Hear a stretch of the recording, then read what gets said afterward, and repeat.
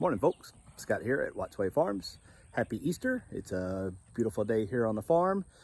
Been a fun start to our morning here with the Easter baskets and the egg hunt for the kitties. But like every other day, there's still stuff that has to be done here on the farm. So today we're going to do a little bit of rearranging and getting things set up for first couple pigs to head to the processor into this week. We also got some bulls that I need to separate and a couple other chores to do. So hope you follow along and let me show you what all we got to do. This little guy doesn't have an ear tag. Was born on August the 21st of last year. I bought him and his mother, the one over there that we've seen in a few videos, from a local farmer trying to downsize his herd a bit at the end of November last year.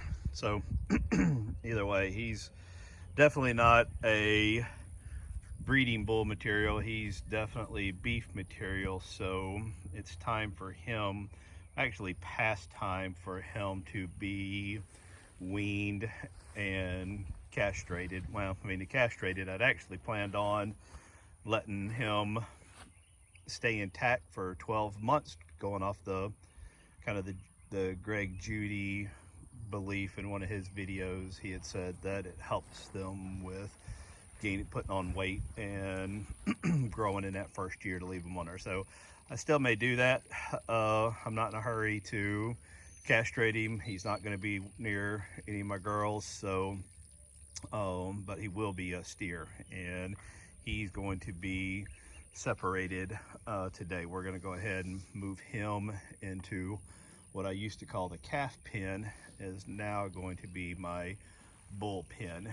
And the reason is, so here's my 3 calves from last year. It's now April, and Annie's coming up looking for treats. She's the friendly one, the friendliest probably of my entire herd. She likes a good scratch behind the ear. But these 3, between July time frame, they will be at that 14 months necessary so that they can then be turned out with the bull. But I don't think he'd be able to accomplish the deed if these suddenly started coming into heat sooner. But to be on the safe side, I'm going to go ahead and move him out. Here is the reason, or the primary reason, I decided to go ahead and separate my bull. This cow right here, or heifer I should say, number 911. When I bought this herd of cows from the whole herd came from 3 different guys. 4 of them were, getting the steers, and then the 2 black steers that are in this mix, and then Gloria and Alex, the one you just saw, and then 4 cows, and then the rest of them, including my herd bull, which is coming up there in the background. The hope was that they were all bred when I got them, but some of them weren't. When the vet came out in November 18th to be exact, he confirmed that all but 4 were bred. And out of those 4, he said one of them might be bred. He couldn't tell. But because again, the mentioned in the previous video, he was pretty new to Dexter's, and that cow was small. He felt like he could get his hand far enough up in there to say for sure one way or the other. But this was one of the ones he was pretty confident was open. So that was in November, and I just left them all together, thinking that, within a couple weeks, every 21 days or so, she would cycle and would get a chance to become pregnant then. So jump forward to now, and actually March, realized that, or expected that by then, all of my remaining heifers and cows who were not bred would have been bred. So I didn't see any need to separate my bull. Well, 2 days ago, when we were out here filling the pig feeders, which you can see there in the background, Eric, my bull, was very interested in this girl right here, so much so that he was trying to mount her, and I saw 3 times while I was trying to feed my pigs. Now, she wasn't having anything to do with him at that time, running away, but not for him trying. So that got me a little concerned that maybe she's not pregnant yet. And what I don't want is, there's 3 months out of the year I don't want to have a calf. I mean, I'm not like Missouri where Greg Judy is, or upstate New York where Pete at Just a Few Acres is located, and where, you know, I'm super concerned about having calves in the dead of winter. But there are 3 months, and those 3 months that I've decided are December, January, and February, where we do get a span of a couple of weeks where I think it is too cold to worry about having to have calves. So in my mind, work backwards from there 9 months. That means March, April, and May, we do not want any breeding going on. So the plan had been to move to this bull separation kind of strategy for those 3 months. But I figured I was good to do that, wait till next year to do that, because I assumed everything I had was bred.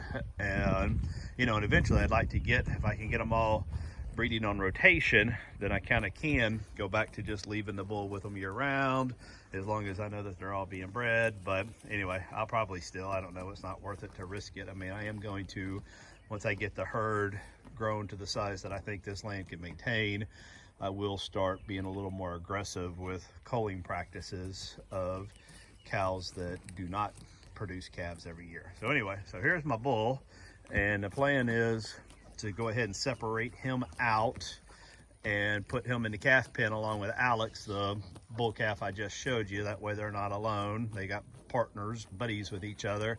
And then, and if I feel like he's still too alone or too lonely, I've got a couple steers like this one right here that hangs out with him. I think it's either Diego or Pancho. I can't tell. I think that's Pancho.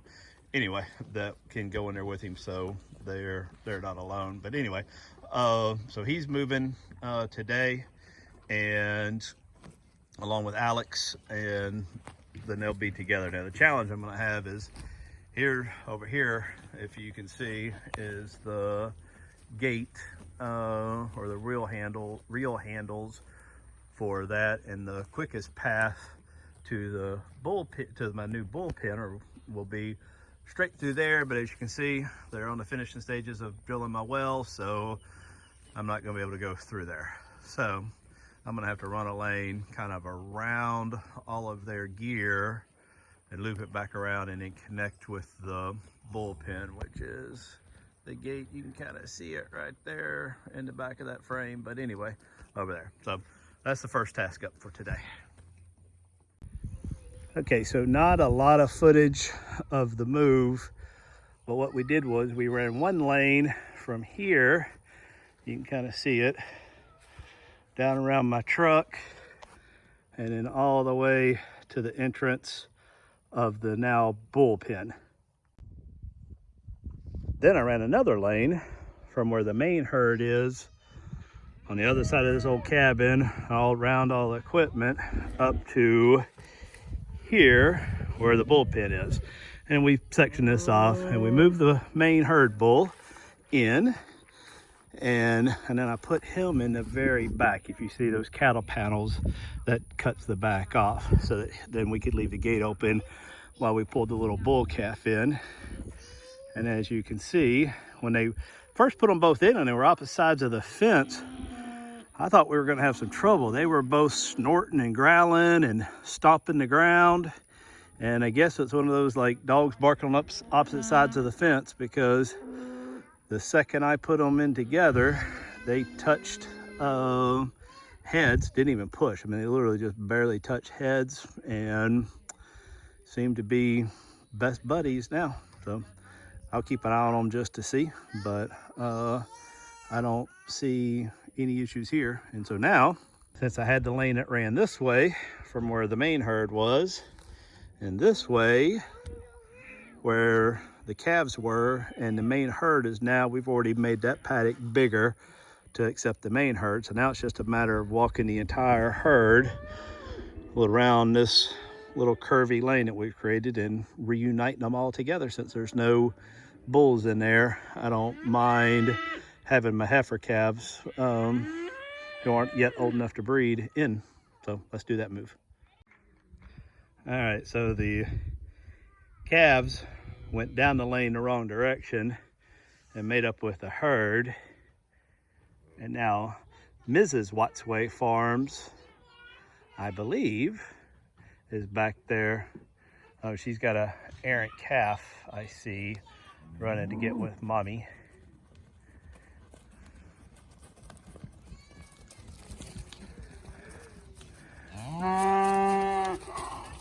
And here comes the whole herd. There's one little calf in there. Little black calf is missing his mommy, so we'll go. You go push him back around, or her?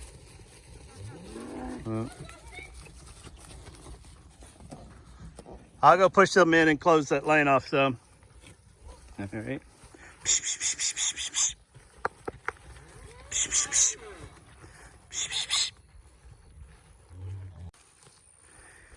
Okay, so the moves are complete. Little 2101 heifer calf who can barely be seen at grass by as tall as she is. She decided to go her own way in here. And then you see a little bit of there's Annie calf and 925. Little head rubbing as we reestablish the pecking order on all of these. But for all in all, this move went pretty well. Now Gloria, as expected, she's way up here, bawling a bit for her calf that we just pulled off of her. So I will have the earplugs next to my bed for the next several nights because I suspect that may get worse before it gets better. But all in all, not a bad move. So now all of the girls and the steers are together and will remain together till July when the bulls come back, and by then Alex bull calf will have been castrated for sure, and because I'm not going to have him breeding. He's definitely hamburger material for his future. But now it's off to the pig move. All right, so before we go do the pig move, Mrs. Wattsway Farms is going to run another line down low to, I guess she's technically running that one high and moving the other one low, because these two little guys right here are fairly trained to the fence already. I mean, when we moved them, you could tell they knew what was there, but not quite yet as trained as we would hope. So till they're a little bit bigger, and then plus because we have a few more dropping, hopefully here in the near future, we're going to go back to a 2-lane for these guys for now. All right, so my herd bull and my bull calf, you hear his mama in the background. He don't seem to be missing too much, but he has very much, it looks like, taken to my herd bull. This is going to be their home for the next couple months, so I've still got to move the water in there, which I'm going to do now.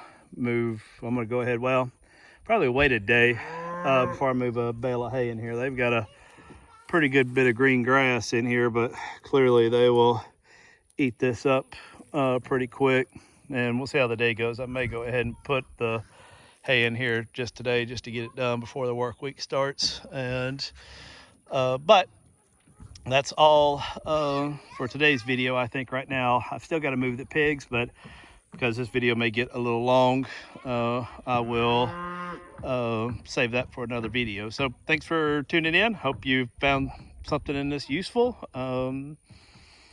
If you liked it, please give me a thumbs up.